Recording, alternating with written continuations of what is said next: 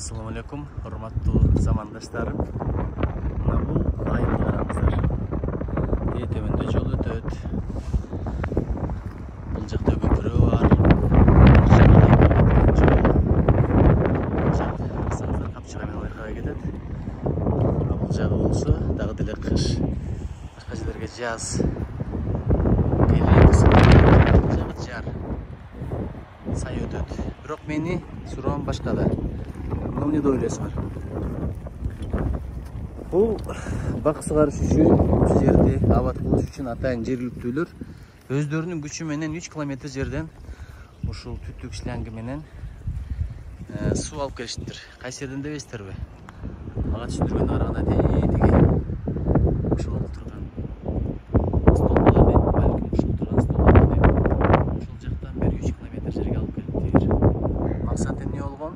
Максат колдон келсе ушул жерди агарталы көгөртөлү деп Жашыл Кыргызстан деген топтом кабылган бул жер кеңеши. Ошондой бир жери бар, бир адамдан бир көчөт. Ар бир адам ушул ишке катышса деп. Лес коз эккен башка, өкмөт эккен башка. Бирок монтип адамдар 3 километр жерден 10 күндүн ичинде суу алып келип, ушул чөп чыкпай калган такыр жерди сугарабыз деп турган кези. Ошон үчүн суу жок эле деп шылтоо айтпасаңыздар, эгер бир аз шанс болсо суу чыгарганга колдон келген аракет кылсаңыздар, ушундай мүмкүнчүлүк болот экен. Ушул баягы аш эле жей бербей, булак эле өткөзө бербей, футбол же волейбол эле өткөзө бербей, жаз бирге эле жылына бир жолку каражатты топтоп туруп 1977 жылы алгандар Каракулжадагы ушундай келген. 52 жылга да өткөн жылы эккендеринин 80% гүлдөптүр, өсүптүр. Ушинтип биздин азаматтарыбыздын көтөргөн демилгеси менен ушул иш болду. Караңыздар мынтип. Ассаламу алейкум, кандайсыздар? Силердер жакшы иштер болсун. Колуңуздар дат көрбөсүн. Мынакей. Мына ушул жигит Бишкектен келди атайын. Жакшы иш-чарага көп болоюн деп, туурабы? Туура. Кара, биздин досторубуз колдоруңар дарт көрбөсүн. Жараткан жар болсун. Мына ушинтип таштар да чыгып атат, таштарды алыш керек экен, Атайын каражат топтоп мындай көчөттөрдү алып келишкен. Анан көп бириксе көл болот. Караңыздар, бул жагы кандай эле. Ал эми бул жагы кандай. Ошого мен суралат элем, бир адамдан 3 көчөт деген кепилгенди. Жолду таштабасак, дагы аз эле күндөр калды. Батылыраак иштеп алсак, раатын өзүбүз көрөбүз. Ааламды чартканга Кыргызстанды гүлдөткөн аябай маанилүү. Мынакей Турсунбек деген досубуз. Досторубуздун баардыгы оштон келишти. Иш илгери болсун, Кудай колдосун. Машалла. Карагыла. Бул жаңгак, Бул жака жаңгак. Көчө декоративдүү эмес.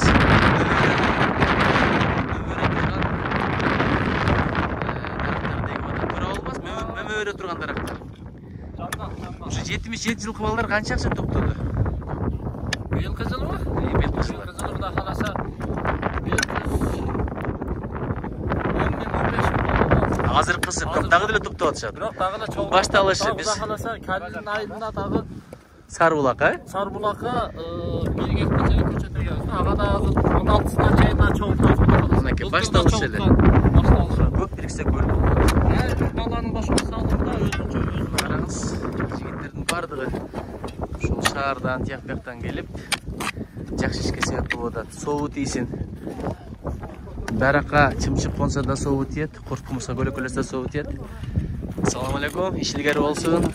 Колуңуздар дат көрбөсүн. Кийинки мундун батасын алалы.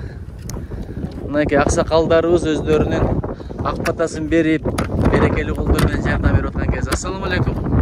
Кандайсызбы? Жакшы болуп атабы? Сонун ишпи? Мынакей мектептин директору. Балдарды жумшаган менен биз мектептин директору досторубуз үчүн жумшайбыз. Таштарды жакшырап ал. Башым бирак иште. Досум, салам алейкум. Кандайсыздар? Жакшыбы? Мына биздин курдаштар, классташтар. Мынакей караңыздар, шылдырак суу агып атат. Шлең жетпеген жерге мына жаш балдардан бери суу ташып атат. Ой азам. Жараткан өмүрүңү берсин. Ассаламу алейкум. Эмне турасың? Кыймылдабайсыңбы да? Азамат. Разы болсун, чалма.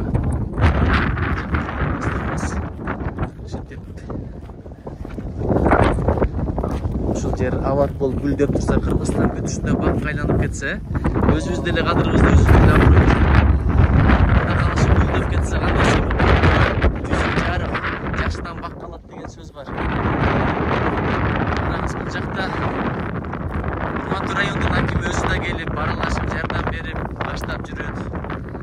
Мамлекет башчысынын жашыл мурас деген демилгеси, жоопкерчиликтин жашыл Кыргызстан деген демилгеси. Ушундай демилгелердин ыраазы болуп атасызбы? Жакшы. Жалгыздан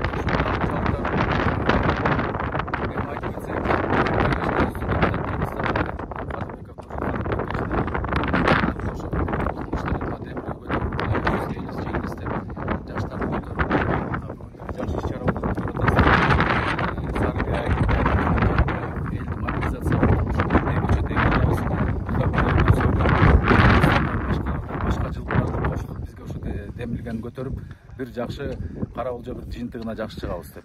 Баш каяка бурулса, аяк ошого кетет. Мына бүгүн жекшемби күнгө карабай өзүңүз келип баш көз болуп турганыңыз бул жакшы чоң бир өрнөк да.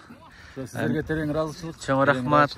Менимче сиздин кесиптештериңиз да өрнөк алат. Жаз бир келген шанс. Эмки жылга чейин ким бар, ким жок. Быйыл көп багып калалы. Караңыз, бул жагы такырайып турган, эми мынтип жашарып баратат. Дүпүйү өскөндө көрөсүздөр Кудай кааласа. Ерлан деген жигитибиз атайын оштон келди команда менен, туурабы? Ооба.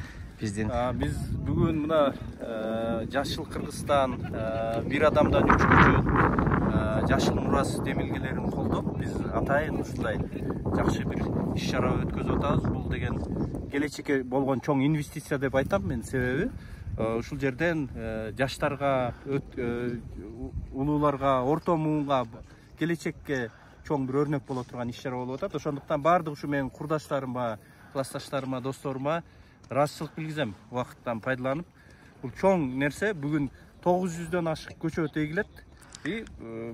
Кудай буйрса келечекте ушундай чоң бир бакта дагы гектар жерлерге эгет турбайсыңарбы, Кудай буйрса? Мына Сарыбулакка барып.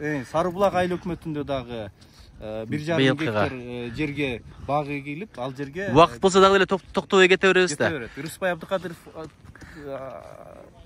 агабыздын атын берели деп атабыз. Ошол айылда Рыспай Абдыкадыров туулган айылда экен. Айтор бүт Кыргызстан боюнча баг эгели, убакыт өтүп баратат. Бир жылда бир келген шанс. Кийин арманда калбайлы. Өмүр аманат. Кийинки жазга чейин ким бар, ким жок. Азыр муундар көп. Ошол муундардын баардыгы ушундан өрнөк алсаңыздар, ар бир муундун артынан бир бак калса, бир эмес көп бак калса. Ошон үчүн Жашыл Кыргызстан, жашыл мурас. Ассалому алейкум замандаштарым, Кудайым колдосун.